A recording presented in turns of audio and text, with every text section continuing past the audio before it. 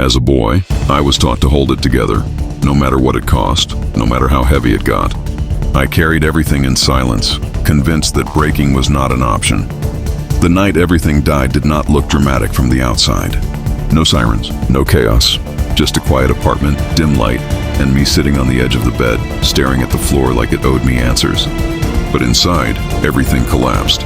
The life I built, the image I protected, the control I fought to maintain, it all came apart at once. I had spent years chasing what I thought made me a man. Money, respect, control, providing without complaining, carrying pressure without speaking.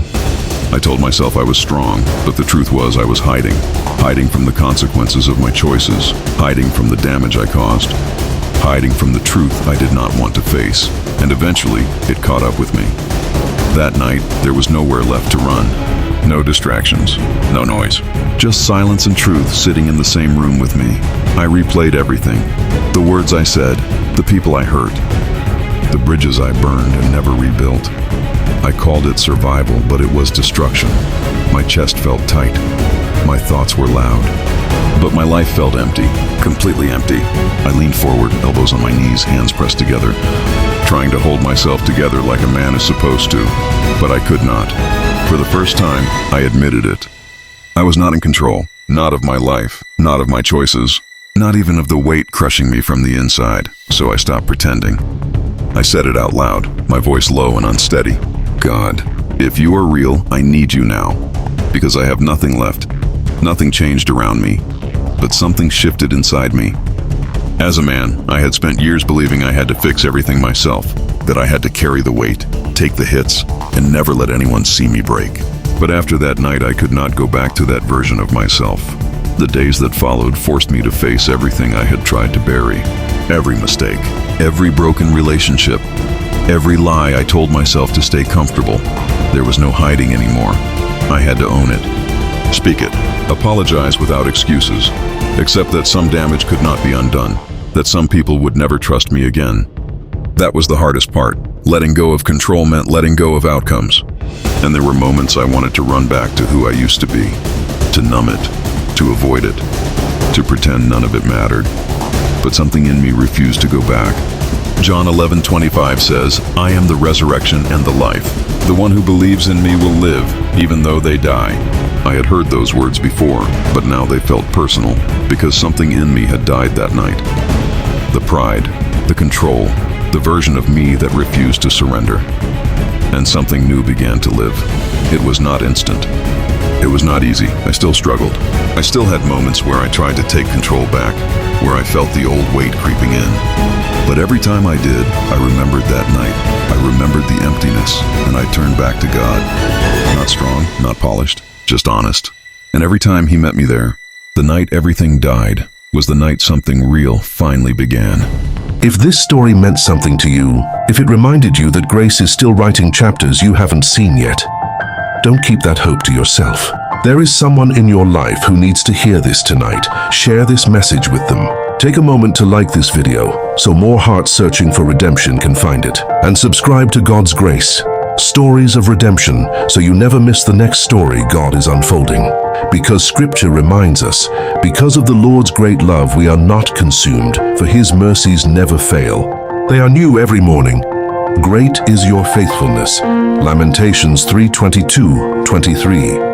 That means no story is finished, no failure is final, no night is permanent. And the next testimony, the next breakthrough, the next story of redemption may be closer than you think. Stay tuned, stay expectant.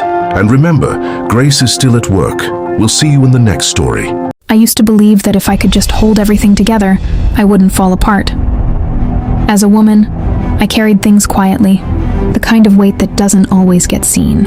Showing up, holding things down, making sure everyone else was okay while something inside me slowly unraveled. My mind never rested. It ran ahead of me constantly, rehearsing conversations, imagining outcomes, preparing for things that hadn't even happened yet. I told myself it was wisdom. I told myself it was strength. But it wasn't.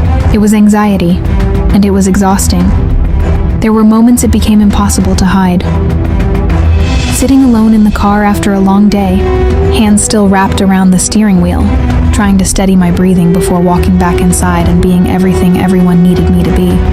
Standing in the kitchen late at night, the house finally quiet, staring at the counter, replaying everything I said, everything I should have said, everything that could go wrong next, carrying emotional weight no one else could see, still showing up with a soft voice and a steady face. I smiled when I needed to, kept going when I had to, but inside I was overwhelmed.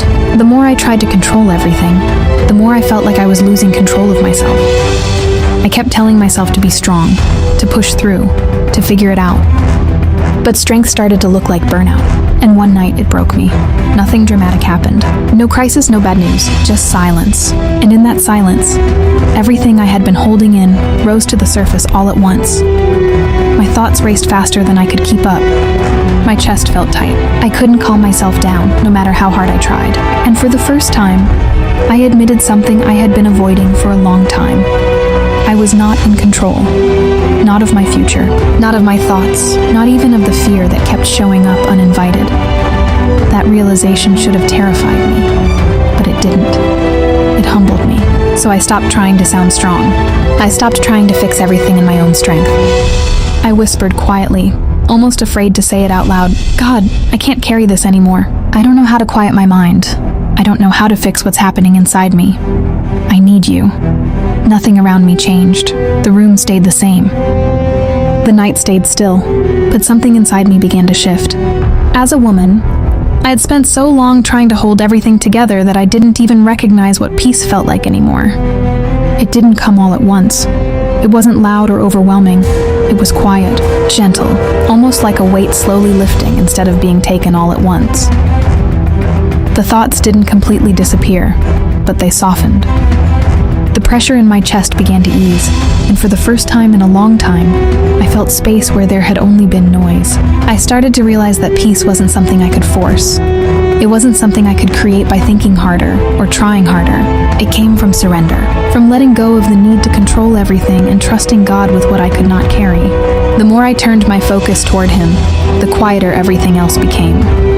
Not because life suddenly became easy, but because I wasn't carrying it alone anymore. There were still moments when anxiety tried to return, and sometimes it did. There were days I slipped back into overthinking, moments where I tried to take control again, trying to fix everything on my own. But now it was different. I didn't stay there. I didn't get stuck. I knew where to go. I returned to God again and again, and each time I did, that same quiet peace met me there. Isaiah 26:3 says, "You will keep in perfect peace those whose minds are stayed on you, because they trust in you." I had heard those words before, but now I understood them in a way I never had. Peace wasn't the absence of problems. It was the presence of God in the middle of them. God didn't remove every uncertainty in my life. He didn't hand me control over everything I feared. What He gave me was something deeper, a stillness, a quiet strength, a peace that remained even when things around me felt uncertain. I stopped trying to control everything, and that's when God quieted my anxious heart. If this story meant something to you, if it reminded you that grace is still writing chapters you haven't seen yet, don't keep that hope to yourself. There is someone in your life who needs to hear this tonight. Share this message with them. Take a moment to like this video so more hearts searching for redemption can find it. And subscribe to God's Grace, Stories of Redemption, so you never miss the next story God is unfolding. Because Scripture reminds us, because of the Lord's great love we are not consumed, for His mercies never fail. They are new every morning. Great is your faithfulness. Lamentations 3:22-23. That means no story is finished, no failure is final, no night is permanent. And the next testimony, the next breakthrough, the next story of redemption may be closer than you think. Stay tuned, stay expectant. And remember, grace is still at work. We'll see you in the next story. My name is Michelle, and I am a woman who once believed the worst battles in life happened outside the body. I was wrong. The most dangerous battles happen inside the mind. In the quiet hours when the world is still and your thoughts begin to turn against you. This testimony is being shared here on the YouTube channel God's Grace, Stories of Redemption, where real stories of broken lives and difficult faith are told with honesty. For years, my mind felt like a place I could not escape. I could finish responsibilities, hold conversations, and smile politely in public. But inside, my thoughts were restless, circling old mistakes, feeding fears, and whispering lies that slowly poisoned the way I saw myself. Like many women, I carried pressure quietly. I tried to be strong for everyone else. I tried to keep peace in conversations that were tense, hold relationships together, and prove that I could carry burdens without asking for help. But when the house became silent and there was no one left to perform strength for, the thoughts returned. Regret, shame, fear, memories of words spoken in anger, and decisions that had wounded people I loved. The mind can become a prison when it is filled with voices that constantly remind you of who you used to be. I helped build that prison myself. Pride kept me from admitting how deeply I had hurt people. Fear convinced me that if I ignored the damage long enough, it would eventually fade away. Instead, the damage followed me quietly, growing heavier with every day I refused to face it. The result was a mind that never rested.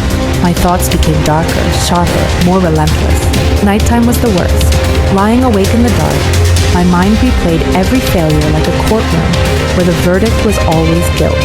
Then came the night everything shifted. There was no dramatic moment, no thunder, no sudden miracle, just exhaustion from fighting thoughts that never seemed to end. I remember sitting alone in the dim light of a quiet room, realizing that if something did not change inside my mind, I would spend the rest of my life trapped there.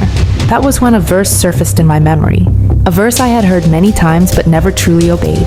Philippians chapter 4 verse 8. Whatever is true, whatever is honorable, whatever is just, whatever is pure, whatever is lovely, whatever is commendable, if there is any excellence, if there is anything worthy of praise, think about these things. Those words confronted me with a choice. My mind had been feeding on darkness, fear, regret, accusation, but Scripture was commanding me to change what I allowed my thoughts to consume. That night, I made a decision that felt small, but changed everything. I stopped agreeing with every thought that entered my mind. I began rejecting lies and replacing them with truth. It was not instant. Some nights the battle returned, but something inside me had changed. My mind no longer belonged to fear. My name is Michelle, and the night I took my mind back was the night I stopped letting darkness narrate my life. And this testimony is shared here on God's Grace.